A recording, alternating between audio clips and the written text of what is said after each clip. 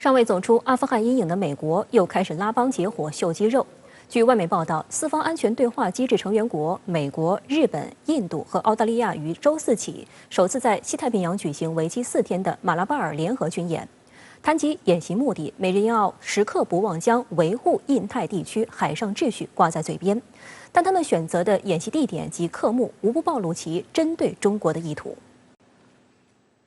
今年的马拉巴尔演习由美国海军主导，美海军第7舰队周四在其官方网站上发布消息称，美国、澳大利亚、印度和日本参与的马拉巴尔2021海上演习的第1阶段于当天在菲律宾海开始举行。这项年度演习旨在增加美澳日印4国海上部队之间的战术规划、战术训练和武器装备使用能力，将分为2个阶段进行。正在进行的第1阶段演习旨在加强4国在海上联合作战、反潜作战、空中作战、海上补给、跨甲板飞行作战和海上拦截方面的能力。美国军方表示，参加第1阶段演习的装备和人员包括美国海军的阿利伯克级驱逐舰巴里号、美国海军特种作战部队、美国海军第72特遣部队的海上巡逻机和侦察机，以及美国海上军事运输司令部的1艘补给船。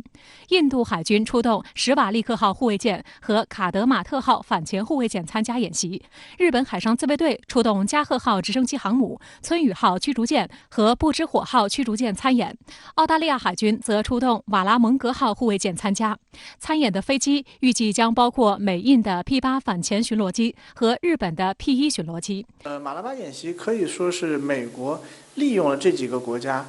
他在战略上的这个海洋战略上的这样一种这个企图把他们的力量呢，就是说凑合到一起。虽然说可以说是同床异梦，但是确实在这个场面上来说，显示出一种人多势众的这样一种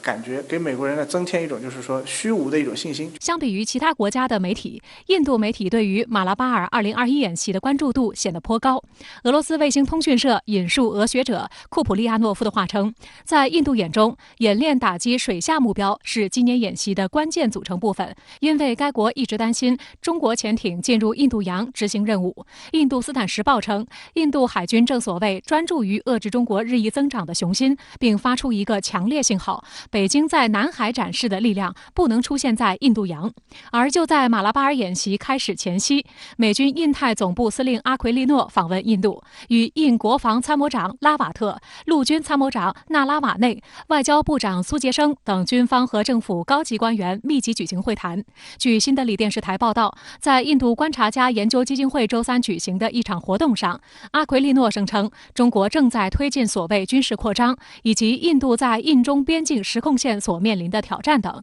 并且称南海对所有国家的繁荣至关重要。对于美国的角色，阿奎利诺称，在印太地区没有比美国更好的盟友、更糟糕的对手了。因从阿富汗仓促撤军而广受质疑，美国高官连日来四处活动，想要挽回自己岌岌可危的声誉。除了阿奎利诺，美国副总统哈里斯前2天也在新加坡和越南抹黑中国破坏秩序，但相关东盟国家显然并不想在中美间选边站，并且对美国在印太地区的拉帮结派动作抱有强烈质疑。据新加坡联合早报报道，新加坡前驻美大使陈庆珠日前在与美国高官举行公开讨论会上，直接问随行哈里斯出访的3名美国官员，美国重申对本区域的承诺，你们要从本区域得到什么？他更直言，美国口口声声说承认东盟的核心地位，但印太4国机制却让东盟担忧会被边缘化，而美国清楚知道东盟不会乐意参加一个针对任何一个国家的组织。